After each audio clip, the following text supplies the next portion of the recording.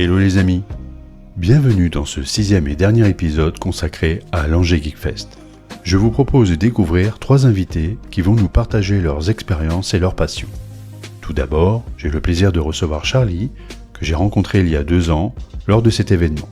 Elle nous parlera de son parcours et des découvertes qu'elle partage sur son blog Les Carnets d'Énaïde. Nous aurons également l'occasion de discuter de sa rencontre avec Pepe Garcia et de leur collaboration dans l'univers de la tech. Ensuite, nous découvrirons Ludovic, blogueur passionné qui publie sur Inforomatique. Il nous présentera ses articles captivants sur les jeux vidéo, l'e-sport et la technologie et ses prochains projets. Pour finir, nous échangerons avec Randy, blogueur pour Nindo64. Il nous fera part de ses passions pour le cinéma, les mangas et les jeux vidéo, ainsi que ses découvertes et rencontres lors des salons et festivals geeks. Préparez-vous pour un épisode riche en échanges. Chez Artipic, les artistes partagent leurs passions et vous expliquent comme ils stimulent vos sens et vos émotions. Suivez le guide. Bonjour Charlie. Bonjour Artipic. Merci, tu peux aussi m'appeler Sébastien. J'hésitais entre les deux. Mais, voilà. Mais les deux ça marche. Les deux marchent, bon parfait. Sébastien alias Artipic, voilà.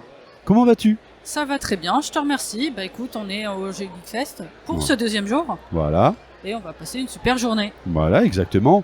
Ça va super bien se passer. On a déjà passé une journée hier, samedi, exactement. Absolument géniale, avec des interviews, des rencontres. Et aujourd'hui, c'est toi que j'ai au micro.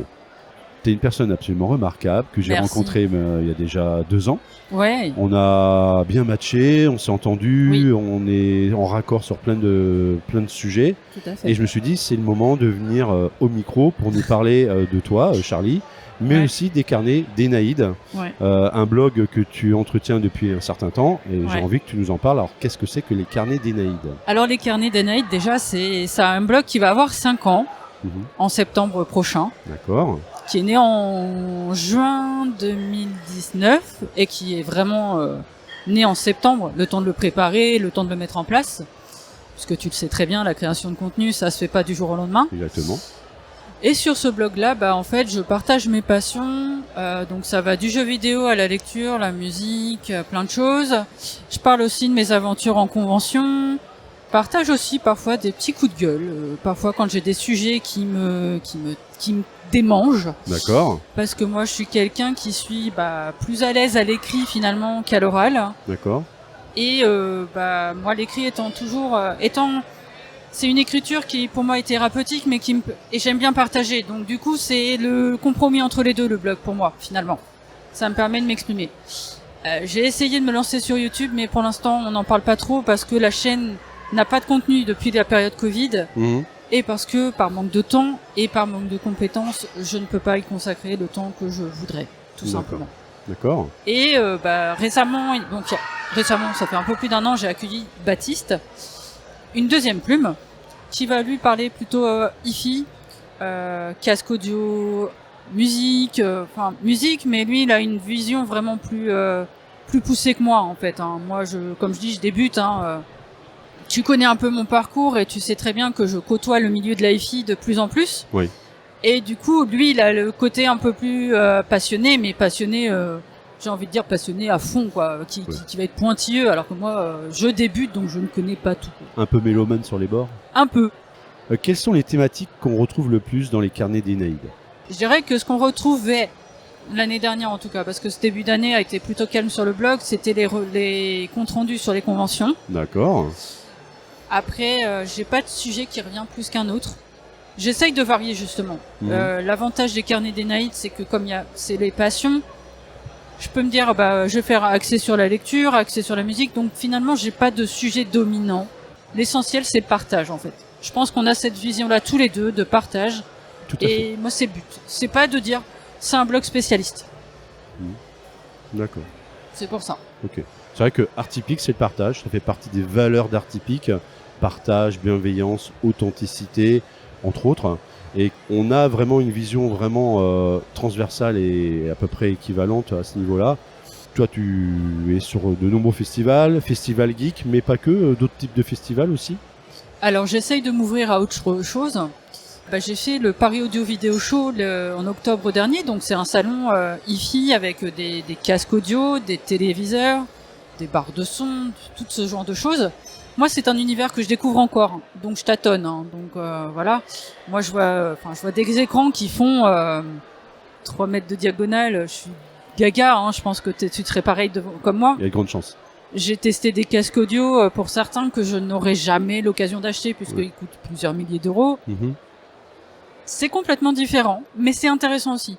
J'aimerais bien couvrir aussi des événements plutôt littéraires, des salons du livre, des choses comme ça. Bon, après, c'est des souhaits. À voir si ce sera faisable ou pas, parce que on est d'accord que aller sur des événements, ça demande du temps, ça demande de l'investissement, et voir selon ce que je peux faire aussi, parce que mine de rien, le blog, ça demande du temps, et j'avoue que je prends plus de temps pour moi en ce moment que pour le blog.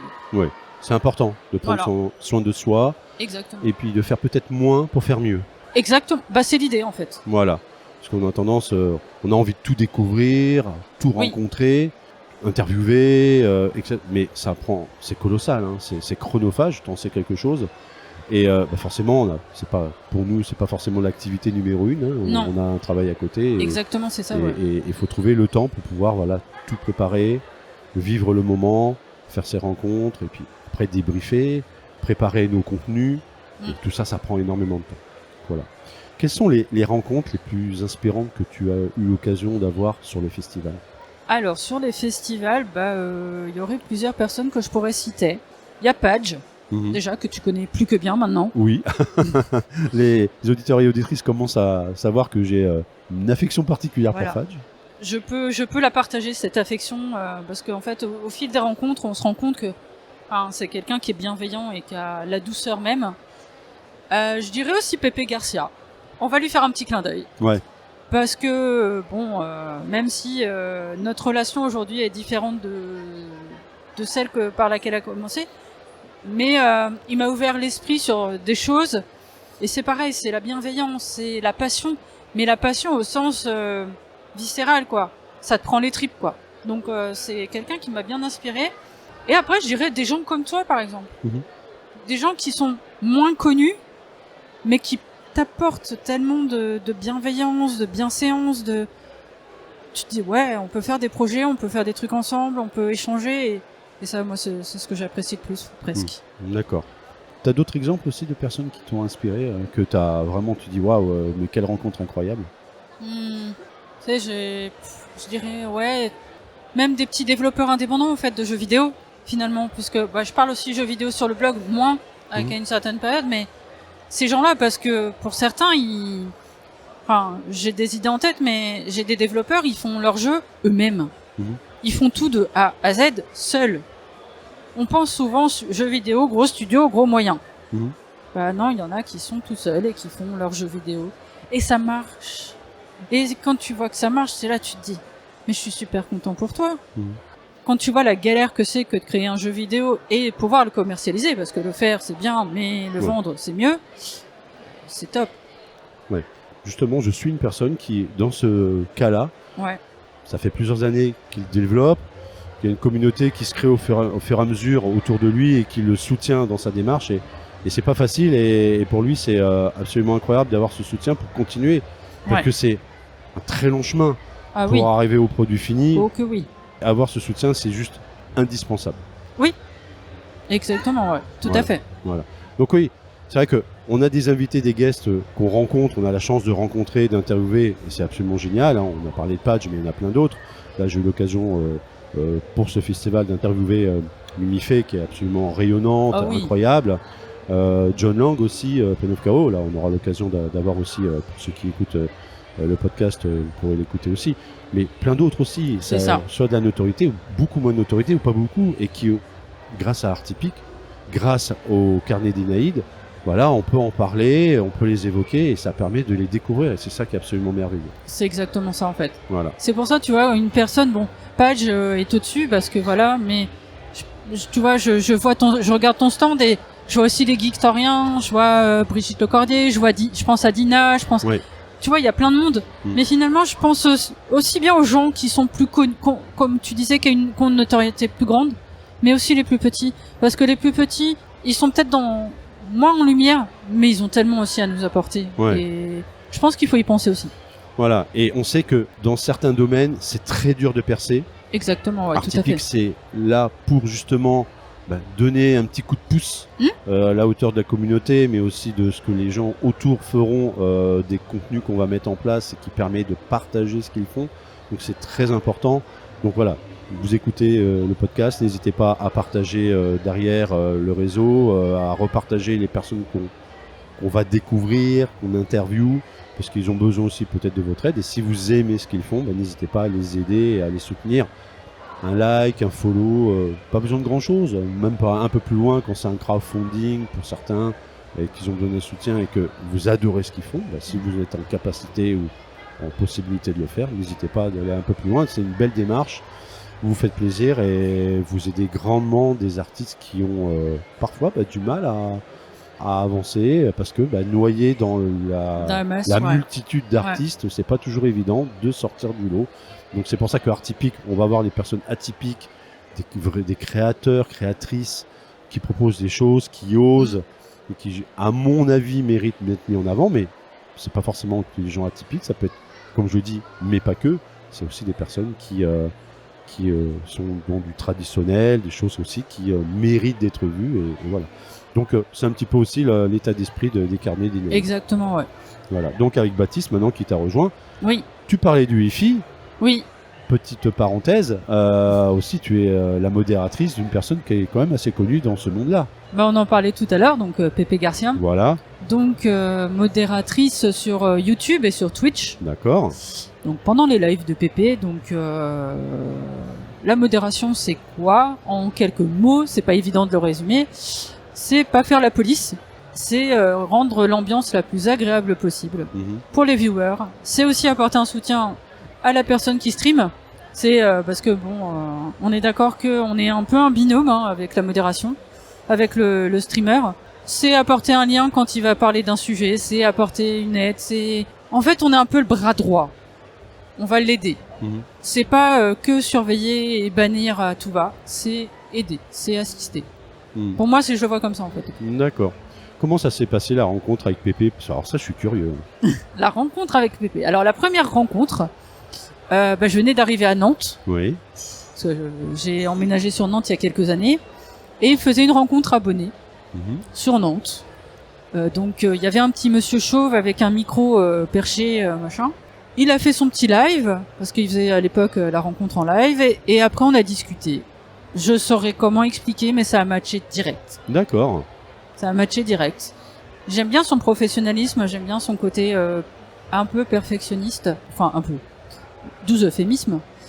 Après, j'étais modératrice ailleurs à l'époque. D'accord. Quand on s'est rencontrés. Il m'a demandé, en fait, du coup, si je voulais le rejoindre. Et puis, ça s'est fait tout seul. Et puis, de fil en aiguille, voilà. Une amitié est née, en fait. Du fait de ces échanges et ces discussions. Et voilà. Et c'est parti. Et c'est parti. Je peux lui apporter mon expérience et lui apporter des conseils aussi. Donc voilà, en fait on s'entraide finalement. Voilà, ouais. On en revient à l'entraide. Toujours pareil. Ah, c'est incroyable voilà. Ça. Tes actualités, qu'est-ce que tu prévois à l'avenir? Comment ça se passe pour Charlie et les carnets d'Inaïd? J'ai mes projets professionnels déjà qui me prennent pas mal de temps, donc qui font que le blog actuellement est un peu ralenti. Il y a moins d'articles en début d'année. C'est pour ça. Puis prendre du temps pour moi, mine de rien. C'est mon objectif aussi 2024. Pour les carnets, ce sera continuer à écrire avec la même passion. Donc peut-être que vous aurez moins d'articles. Mais je préfère faire des articles quand j'en ai envie, quand j'ai l'inspiration. Parce que mine de rien, s'obliger à faire quelque chose, c'est plus de la passion. Pour moi, c'est de la contrainte. Et si c'est de la contrainte, on y perd goût. Et voilà. Pourquoi pas participer à des projets comme le tien? Bah oui, avec grand plaisir. On en a parlé hier. Exactement. Et on s'est dit, mais pourquoi pas réunir nos forces? Ou peut-être il y a quelque chose à construire. Donc on aura peut-être l'occasion, chers auditeurs et auditrices, de vous en reparler. Exactement. Voilà. En tout cas, c'était un plaisir, Charlie, de t'avoir au micro d'Artypique. Plaisir partagé. Voilà. Je te souhaite une belle convention, plein de belles aventures. On va se revoir à de nombreuses reprises. Je pense, oui. Voilà. Et puis, je te dis à bientôt. À très bientôt. Salut. Salut.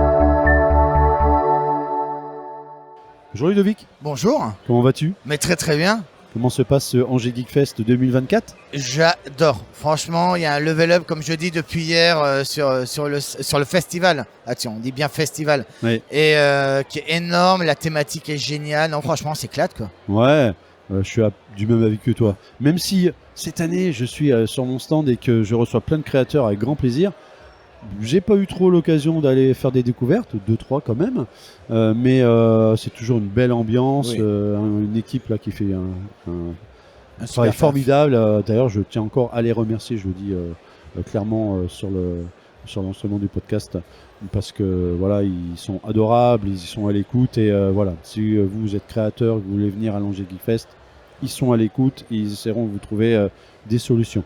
Ludovic, on discute tous les deux. Oui. Tu as créé Informatique il y a C'est déjà ça. un certain nombre d'années. Oh oui. Parle-nous d'Informatique. De quoi parle Informatique? Alors, informatique, la date est 2006. J'ai D'accord. commencé en 2006. En fait, c'était un forum d'entraide informatique. Mhm. Mais c'était pas ouvert au public, c'était uniquement pour mes collègues de BTS. On avait besoin d'une plateforme où communiquer entre nous.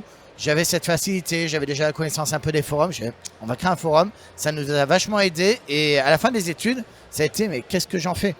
Alors au début, je me suis dit, bon, je vais l'ouvrir au public, je vais permettre à tout le monde de venir échanger, de faire de l'entraide sur ce forum. Il y avait déjà énormément de forums, c'est vraiment l'époque des forums, il y en était trop. Et ça sert à rien d'être un de plus. Donc j'ai dit, on va passer sur un blog. Donc j'ai gardé le nom, un forum Attic, donc il y a forum à l'intérieur.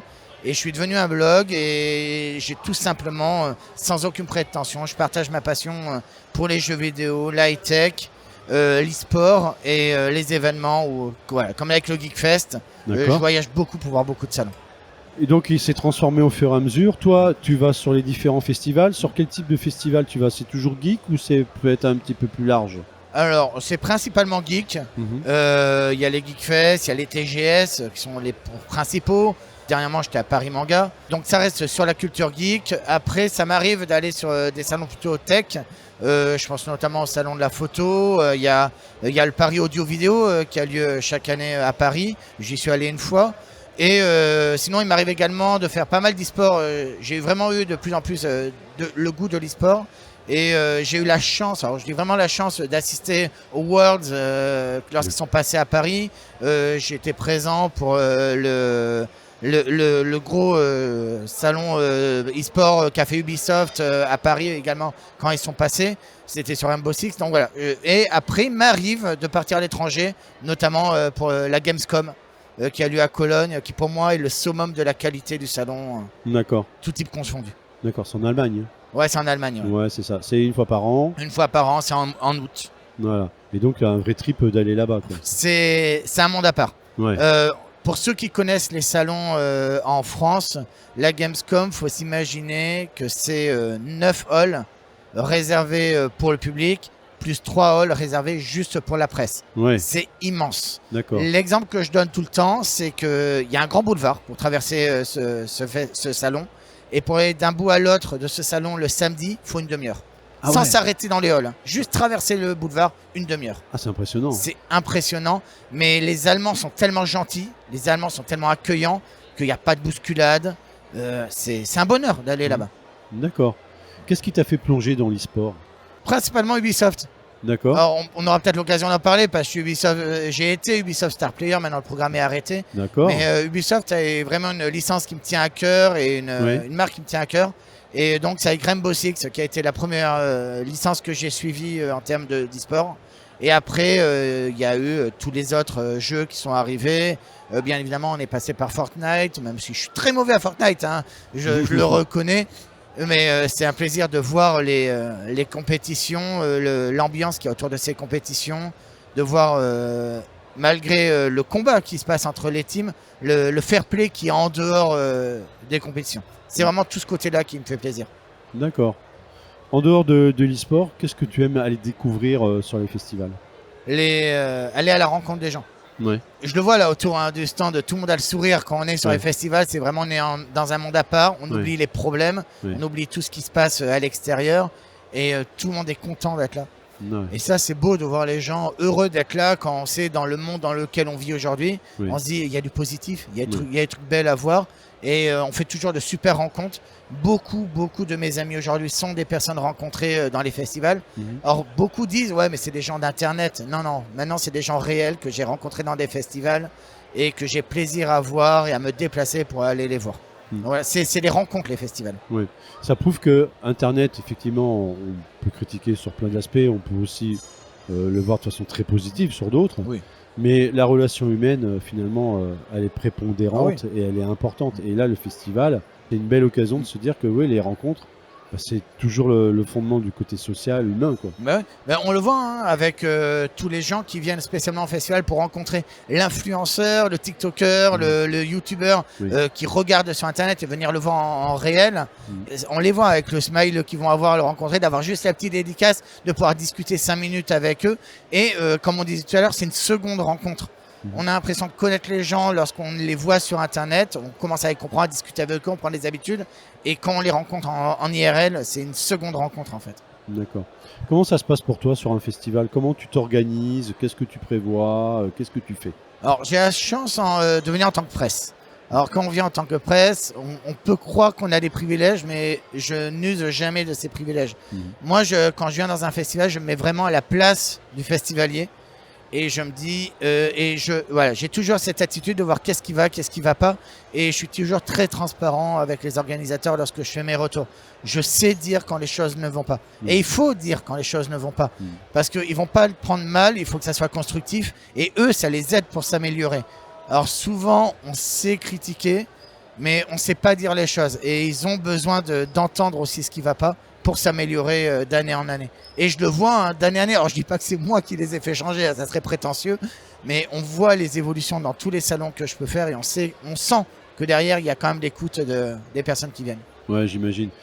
On sait beaucoup critiquer en France, hein. Ouais. Ça, Oh, c'est oui. un peu c'est un mal. Mm. On sait pas assez dire les choses quand elles vont bien. Ouais. Qu'est-ce que t'en penses, toi? Ah bah, je suis totalement d'accord. Moi, je sais aussi leur dire. Quand je me balade et quand les gens me disent, parce qu'en fait, les gens que je vais moi à la rencontre, que je peux avoir à la rencontre, les directeurs, les patrons de salon, eux, ils n'ont pas forcément ce retour direct où les entendre. Mais moi, j'hésite pas à faire passer le message, à leur dire, j'ai rencontré des gens, ils étaient contents d'être là, ils étaient contents d'être dans votre salon, ils ont kiffé ça, c'était cool. Et ça les aide à grandir, ça les aide. Voilà, il faut parler. D'accord. Quel type de contenu tu crées? Jusqu'à il y a 1 an et demi, je faisais de l'écrit, essentiellement de l'écrit. D'accord. Aujourd'hui, il faut savoir vivre avec son temps. D'ailleurs, hein, je le cache pas, si aujourd'hui vous allez sur mon blog, il est un peu en stand-by parce que j'ai envie de me redécouvrir, j'ai envie de recréer du nouveau contenu.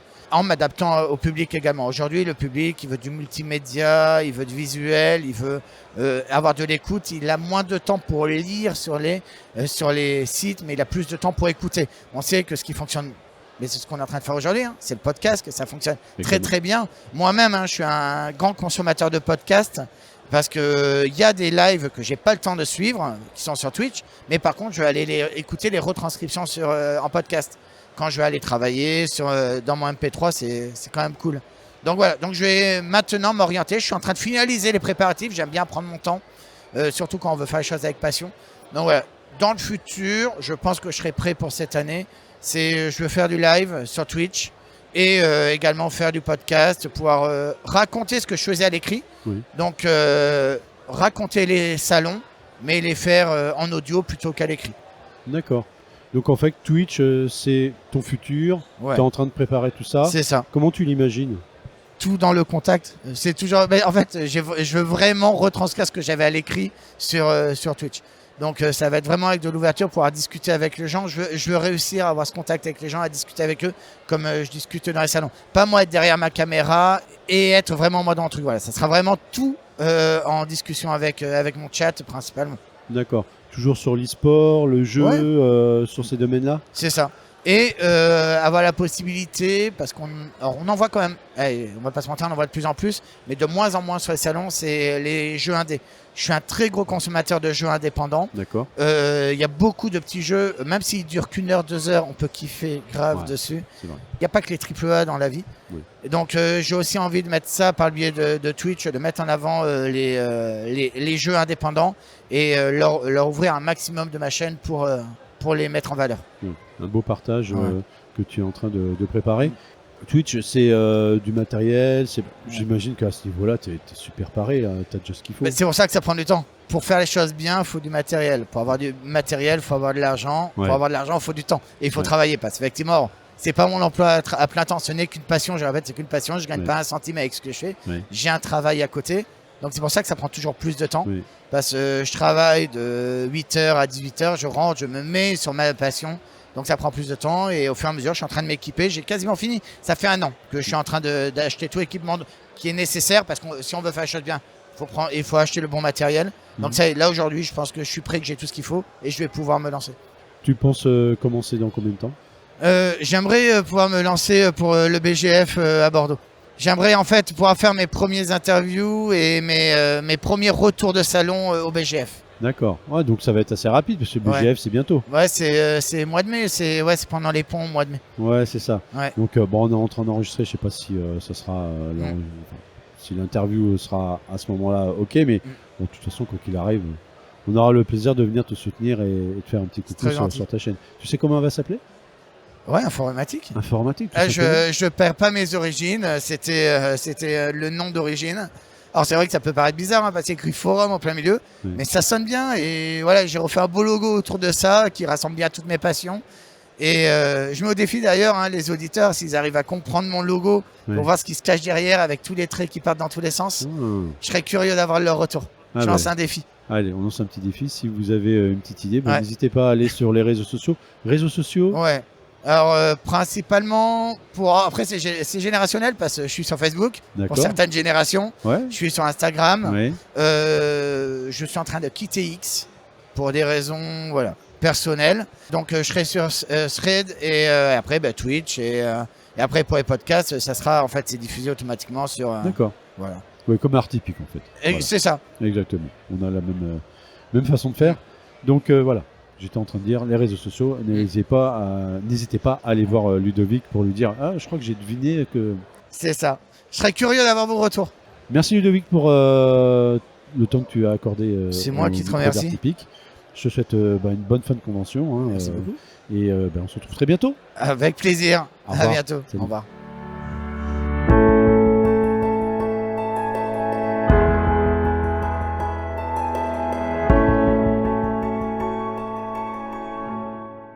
Atypique, le podcast qui découvre les artistes atypiques enthousiastes pour auditeurs curieux. Bonjour Andy. Bonjour. Comment vas-tu? Très bien, super. Deuxième journée du Geekfest. Ouais. Bientôt sur le départ en ce qui me concerne, mais vraiment une très bonne convention. D'accord. Et ravi d'être à tes côtés pour cette interview. C'est une première pour moi. D'accord. C'est une première pour moi de me faire interviewer. On va faire en sorte que ça se passe bien et tu verras, ça se passe toujours très très bien en général. Donc ici, tu es là pour ton blog. En fait, je suis venu à Angers Geekfest parce que j'en avais entendu beaucoup de bien. Du coup, je suis venu dans l'idée de faire un reportage écrit sur ce que j'ai vu, ce que j'ai fait. Et c'est ce que je fais à travers mon blog depuis bientôt 15 ans maintenant. Donc, j'ai un blog où je parle de jeux vidéo essentiellement, c'est le thème principal. D'accord. Mais aussi de cinéma, à travers des critiques ciné. Oui. Des animés, des mangas et des conventions, des festivals que je fais. Ok. Sur quel type de convention tu es? Festival geek, j'imagine, la plupart du temps? Essentiellement festival geek. D'accord. Au niveau national, où il y a des endroits que tu privilégies ou pas? Comment ça se passe? Au niveau national, j'en ai fait quelques-unes, notamment des salons comme la Gamescom. D'accord. En Allemagne, qui est un des plus grands salons de jeux vidéo au monde. Oui. Donc dans le même genre que l'E3, où j'ai moi-même été en 2019. D'accord. Et la Paris Games Week chez nous. Ok. Aussi en Allemagne, j'ai fait la Docomi, donc qui est un salon animé manga, donc l'équivalent de la Japan Expo allemande en Allemagne. À l'international, je pense que c'est tout. Enfin, l'Allemagne et les États-Unis. D'accord. Et la Suisse aussi, avec Polymanga. Polymanga, Enfin. oui, je connais le nom aussi, tout à fait.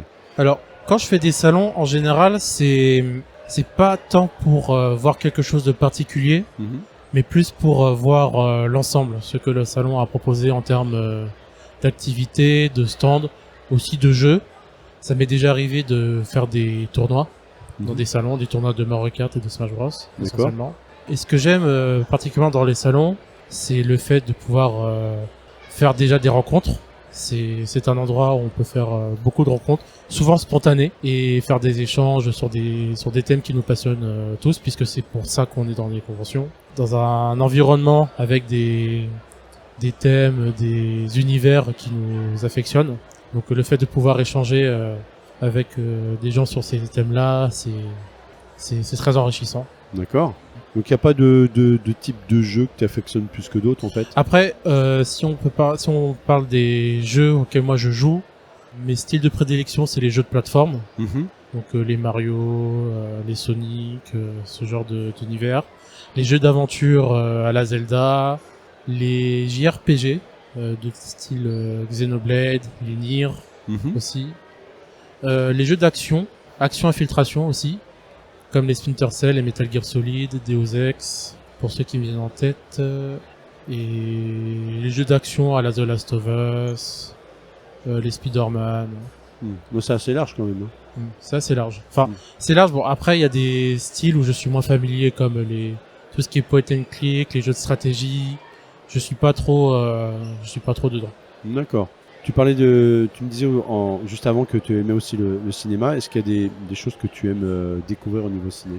En fait, le ciné c'est particulier. En fait, je ne vois pas beaucoup de films dans l'année, mais si je peux en voir, j'essaie de privilégier le cinéma. Mhm. Parce que pour moi c'est la base de voir un film au cinéma. Mhm. D'ailleurs, le prochain film que je compte aller voir, c'est le Godzilla versus Kong. Sachant que d'ailleurs, j'avais vu le précédent film Godzilla, Minus One, qui est un film japonais qui est sorti d'abord en décembre de l'année dernière en France, Ouais. durant 2 jours, et qui est ressorti, je crois, au mois de janvier, pour une période un peu plus longue. Pour le coup, c'est un excellent film qui traite de l'aspect qui est moins centré sur la bête, mais plus sur l'humain. Mhm. Parce que du coup, le contexte du film, il se passe pendant la Seconde Guerre mondiale. Ouais. Donc, à une époque où le Japon était complètement ravagé. Ce film-là, il se passe dans ce contexte-là. Il fait aussi écho à tout ce qui touche à l'arme atomique, Ouais. où Godzilla en est même une représentation. C'est un film qui est très bien dans ce thème-là. Et aussi, par rapport à Godzilla même, c'est l'un des films où la bête est la plus effrayante. Mhm. Ils ont très bien bossé sur l'aspect terrifiant, sur l'aspect carnassier de Godzilla. D'ailleurs, le film a été récompensé aux Oscars Mhm. pour le prix des meilleurs effets spéciaux, Mhm. et je trouve que c'est entièrement mérité. Donc, après, pour les thèmes en général, c'est en général les blockbusters, tout ce qui est les blockbusters Marvel et DC, les films d'action, pas trop la comédie, et la science-fiction. Mhm. Énormément de science-fiction, j'aime beaucoup la science-fiction au cinéma. D'accord. Tiens, tu parlais de Marvel, j'aime beaucoup la licence Marvel. Qu'est-ce que tu penses des adaptations en jeu? Alors, je n'en ai pas fait. Et si, j'ai joué au Spider-Man. J'ai joué au Spider-Man sur le premier sur PS4 en 2018. Mhm. Très bon jeu qui rend bien hommage à l'univers de l'araignée, de manière générale, et très joli aussi. Et après, j'ai pas joué à énormément d'adaptations, donc j'ai pas une vision assez large de tout ce qui s'est fait en la matière. Mhm. Mais sinon, je trouve que c'est une bonne chose. Je trouve que c'est une bonne chose d'adapter un univers aussi riche que Marvel et même DC. Même chez DC, d'ailleurs, chez DC, les adaptations les plus acclamées par la critique, ce sont les Batman. Mhm. Les anciens Batman de la trilogie des Arkham, que je n'ai pas encore faite, mais il faudrait que je m'y penche. Ouais. Mais c'est une très bonne chose. Puis ça permet de faire découvrir l'univers à d'autres, ceux qui sont pas forcément familiers avec les films ou les comics, les découvrent à travers les jeux vidéo, et ça leur fait une porte d'entrée. D'accord. Une autre thématique que tu traites au niveau de ton blog, c'est les animes. Oui, les animés, en fait, je les traite de la même manière que le cinéma, à travers des critiques aussi. D'accord. Il y en a un peu moins que des films, mais j'ai notamment déjà parlé de séries comme l'Attaque des Titans, Mhm. qui s'est finie l'année dernière, Ouais. ou Vinland Saga, D'accord. pour ne citer qu'elle. Et aussi des critiques de films qui sont tirés d'animés, comme les films One Piece, et ces textes-là. Si tu avais des suggestions à faire aux éditeurs et auditrices, qu'est-ce que tu pourrais nous proposer? Des recommandations? Oui, sur les animes. Bon, moi, mon animé de cœur, c'est Naruto. Mhm. D'ailleurs, mon pseudo vient en partie de là. D'accord. Aussi One Piece. Et un de mes mangas favoris, c'est Death Note, qui en termes d'écriture est incroyable. Comme votre manga Full Metal Alchemist, c'est un classique aussi. Mhm. Et pour les un peu plus récents, j'aime beaucoup My Hero Academia, One Punch Man. My Hero Academia, d'ailleurs, pour revenir à la discussion qu'on avait sur les films Marvel DC, My Hero Academia en est le parfait héritage de cet univers-là. J'adore My Hero Academia. La série m'a beaucoup plu, elle me plaît toujours. Et j'avoue qu'elle est très prenante. Donc, je te rejoins là-dessus, Randy. Donc ton blog existe depuis déjà un certain nombre d'années. Oui. Tu es sur les festivals. Là, tu es donc à l'Angers Geek Fest. Quels sont les prochains festivals que tu vas couvrir? Bon, je ferai certainement Japan Expo, vu que c'est pas très loin de chez moi. Oui, c'est à côté, c'est à Villepinte, donc c'est pas loin. Mais entre Fantasy Basel et Japan Expo, peut-être que je ferai d'autres salons, mais c'est pas encore confirmé. D'accord. T'as pas encore tout planifié pour Voilà. l'instant. D'accord. J'ai planifié Mangazure et Fantasy Basel, c'est planifié. Le reste, c'est à voir. D'accord. Revenons au festival. Quels sont les meilleurs souvenirs que tu as? Les meilleurs souvenirs que j'ai en festival, ce sont les moments que je passe avec mes proches, les copains sur place, et même en dehors. Parce que je peux apprécier un salon que je fais en solo, mais quand on fait, comme je disais, quand on fait beaucoup de rencontres, et que de ces rencontres-là naissent des amitiés qui pour certaines perdurent, ça, ce sont des moments, ce sont des choses qui sont très importantes pour moi et qui vont au-delà même de ce qui peut se passer en convention. D'accord. Voilà, on va proposer à nos auditeurs et auditrices d'aller découvrir ton travail, Randy. Donc Nindo64. Hein. Oui, Nindo64, du coup, donc j'ai un blog sur WordPress Ouais. et je suis aussi présent sur Instagram, c'est là où je D'accord. suis plus actif, Ok. sur Twitter, sur X et sur Facebook. D'accord.